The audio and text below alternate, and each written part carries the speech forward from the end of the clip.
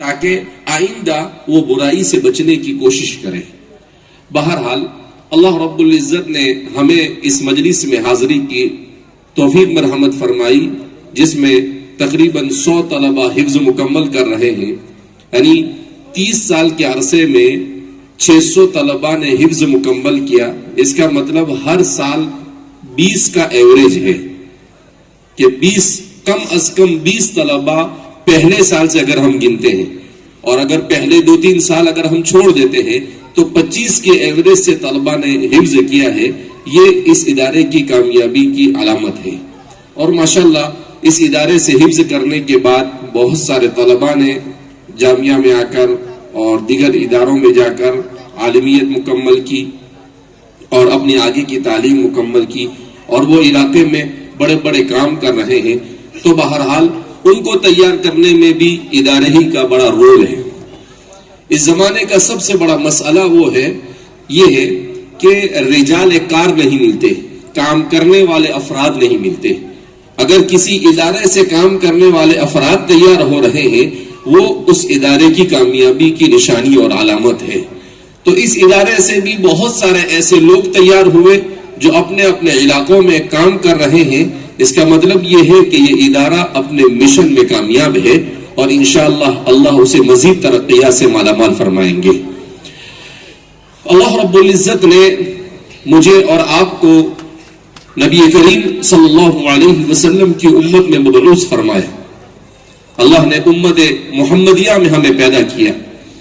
امت محمدیہ کی ہدایت کے لیے اور امت محمدیہ کی زندگی کو صحیح ڈھنگ سے گزارنے کے لیے اللہ رب العزت نے قرآن کریم کو نازل کیا۔ قرآن کریم یہ اللہ کی کتاب معجز ہے۔ فرماتے ہیں قرآن کریم کے اعجاز کے بہت سارے پہلو ہیں، مگر قرآن کریم کا اعجاز کا سب سے بڑا پہلو یہ ہے کہ قرآن سے پہلے جتنی بھی کتابیں نازل ہوئی، چاہے وہ تورات ہو، چاہے وہ انجیل ہو، چاہے وہ صحف ابراہیم و موسیٰ ہو جس کو قرآن نے بیان کیا، ان سب کے سلسلے میں یہ ہوا کہ اللہ رب العزت نے ان کتابوں کی حفاظت کی ذمہ داری اس امت کو دے دی، مگر وہ امت اس ذمہ داری کو پورا نہیں کر سکی، اور کچھ دنوں کے بعد اس میں تحریف اور تبدیلی کر دی۔ اس میں انہوں نے اپنی طرف سے جو کچھ ملانا تھا وہ ملا دیا، اس طرح سے وہ کتابیں محرف ہوئی۔ مگر قرآن کریم کا سب سے بڑا اعجاز یہ کہ اللہ نے فرمایا اِنَّا نَحْنُ نَزَّلْنَا الذِّكْرَ وَإِنَّا لَهُ لَحَافِظُونَ، کہ ہم نے الذکر کو نازل کیا اور ہم ہی اس کے محافظ ہیں۔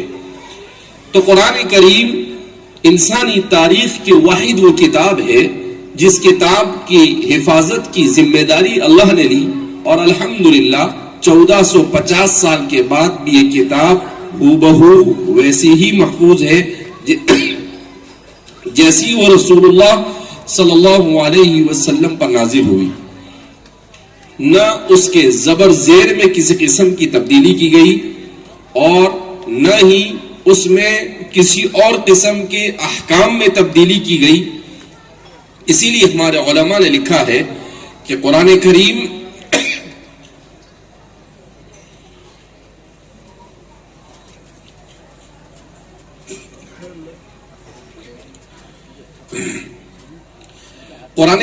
اللہ رب العزت کی وہ مقدس کتاب ہے کہ جس میں ایک ذرہ برابر تحریف نہ کی گئی ہے اور نہ قیامت تک کی جا سکتی ہے۔ یہاں تک کہ ہمارے علماء نے لکھا کہ قرآن کے نہ الفاظ میں تحریف ہوئی ہے، نہ اس کے معانی میں تحریف ہوئی۔ اس کے معانی میں تحریف یعنی اس کی تفسیر میں تحریف کی کوششیں بہت کی گئی۔ لوگوں نے اپنی منمانی تفسیر کر کر قرآن کریم کے معانی کو بدلنے کی کوششیں ضرور کی، مگر وہ اپنی کوششوں میں کامیاب نہیں ہوئے۔ کیسے کہ اللہ رب العزت نے ایسے لوگوں کو کھڑا کیا جو قرآن حدیث پاک میں خود نبی کریم صلی اللہ علیہ وسلم ارشاد فرماتے ہیں ینفون عنہ تحریف الغالین، جنہوں نے کسی بھی قسم کی تحریف کرنے والے کی تحریف کو اجاگر کر رکھ دیا کہ بھئی قرآن کریم کی فلاں آیت ہے، فلاں آدمی نے فلاں کتاب میں یا فلاں تقریر میں اس کی یہ تفسیر کی ہے اور یہ تفسیر اسلام کی تعلیمات کے خلاف ہے۔ تو قرآن کی تفسیر بھی اگر کوئی غلط کرتا ہے تو قرآن کی وہ غلط تفسیر یہ زیادہ چل نہیں سکتی. اگر وہ چلتی بھی ہے تو اللہ رب العزت ایسے لوگوں کو کھڑا کرتے ہیں جو اس کو آشکارا کر دیتے